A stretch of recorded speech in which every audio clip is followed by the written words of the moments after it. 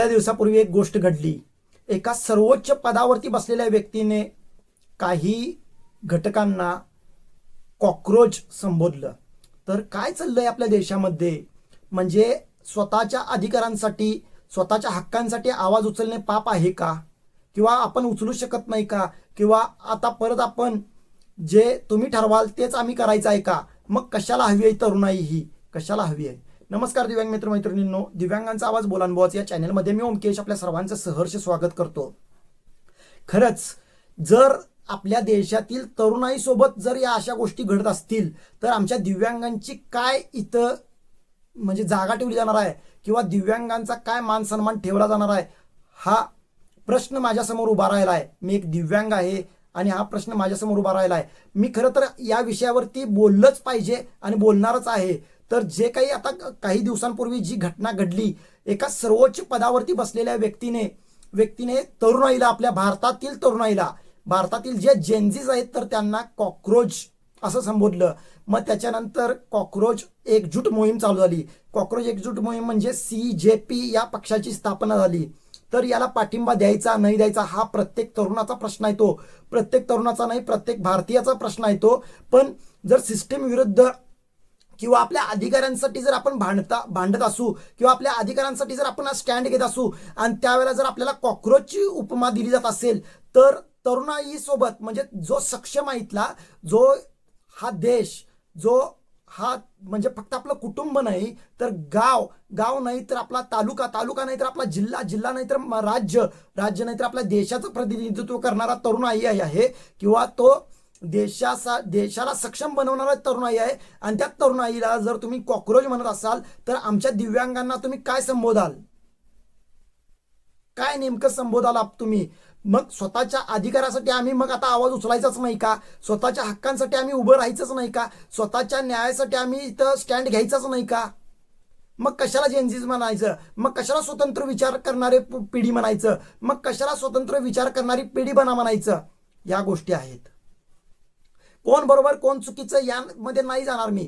पण आम्ही सोशल मीडियावरती आहोत किंवा आम्ही सोशल मीडियाचा वापर करून जर आमचा न्याय मागत असू, आमचा हक्क मागत असू, तर काय यामध्ये काय गैर आहे? सोशल मीडिया आणला कोणी, सोशल मीडिया चालू केलं कोणी, सोशल मीडियासोबत बाकीचं जग चाललंय, मग आपला भारत देश का जाऊ नये? बरं भारत देश राहू दे, पण आपली तरुण नाही का जाऊ नये? या गोष्टी आहेत. मग CJPचा सारख्या पक्षाचं निर्मिती होते आणि त्याचं न भूतो न भविष्यती ज्या काही घटना आहेत आता त्या तुम्ही बघतायच. इंस्टाग्रामवरती फॉलोअर्स त्यांचे किती वाढतायत बघताय, ती तरुणाई एकजूट कशी होते बघताय. मग जर अशी तरुणाई एकजूट होत असेल तर मला यातून सांगणं, तुम्ही आता कन्फ्यूज झाला असेल, दिव्यांग मित्र आपले, दिव्यांग मैत्रिणी कन्फ्यूज झाले असतील, तर असंच आपल्याला पण CJP सारखं म्हणजे कॉकरोच जनता पार्टी सारखं आपल्याला सुद्धा एकत्रित यावं लागणार आहे. महाराष्ट्रातून आपण सुरुवात करूया, आपल्या जिल्ह्यातून, आपल्या तालुक्यातून म्हणा, आपल्या जिल्ह्यातून मग आपल्या राज्यातून, आणि राज्यातून ज्यावेळेला आपण एकत्रित येऊ त्यावेळेला देश एकत्रित यायला वेळ लागणार नाही. त्याच्यामुळे आपण जे विखुरले गेले आहोत, आपण जे वेगवेगळ्या पक्षांचे वेगवेगळ्या झेंड्याखाली आपण उभे आहोत, तर ते बाजूला करून आपण जोपर्यंत आपल्या हक्कांसाठी, दिव्यांगांच्या हक्कासाठी, दिव्यांगांना सक्षम बनवण्यासाठी जोपर्यंत लढणार नाही किंवा उभे राहणार नाही किंवा आपले हक्क आपण मागणार नाही, तोपर्यंत आपल्याला जे काही अन्याय आहेत, जे काही अत्याचार आहेत, तर ते सहन करावे लागणारच आहेत. कारण मध्येच आता म्हणजे मे महिन्यामध्येच घटना घडलेली आहे, बघू शकता तुम्ही. एका व्यक्तीने ओळख लपवून आपल्या गतिमंद एका मैत्रिणीवरती अत्याचार केला. मग या अशा गोष्टी घडतच राहणार आहेत. जोपर्यंत आपल्याला वाली नाही आहे, जोपर्यंत आपण आपल्या हक्कासाठी आपण उभं राहणार नाही, जोपर्यंत आपण आपल्या मित्रांसाठी, आपल्या मैत्रिणींसाठी आपण त्यांच्यासाठी स्टँड घेणार नाही, तोपर्यंत आपल्याला हे सगळ्या गोष्टी सहन कराव्याच लागणार. आपल्याला चालू SD मधून बाहेर फेकलंच जाणार, आपल्या चालू बसमधून बाहेर काढलंच जाणार, आपल्याला हक्काच्या जागेवरून उठवलं जाणार. आपण जिथे एखादा बिझनेस करत असू तर ते बिझनेस बंद पाडलाच जाणार. आपल्याला एखाद्या नोकरीवरती बोगस दिव्यांग तिथे येऊन बसणारच, तो अधिकार आपली जागा तो घेणारच. जोपर्यंत आपण या लोकांसारखं वागत राहू तर त्यापर्यंत त्या गोष्टी तशाच घडत राहणार. जोपर्यंत आपण या सिस्टीम विरुद्ध किंवा आपल्या विरोधात जर काही गोष्टी घडत असतील, आपल्यावरती जर अन्याय होत असेल, तर त्या अन्यायाविरुद्ध जर आपण उभं राहणार नसू तर काहीच होणार नाही आपलं. त्याच्यामुळे सर्वांना विनंती असेल की सर्वांनी एकत्रित यावं आणि दिव्यांगांच्या हक्कासाठी, दिव्यांगांच्या अधिकारासाठी, दिव्यांगांनी उभं राहावं. आपण आता ही अपेक्षा करणं सोडून दिलं पाहिजे खरं तर, की आपल्यासाठी कोणीतरी नॉर्मल व्यक्ती येऊन उभं राहील किंवा कोणीतरी नेता येऊन उभं राहील किंवा कोणी काय करेल आणि कोणी काय नाही करणार.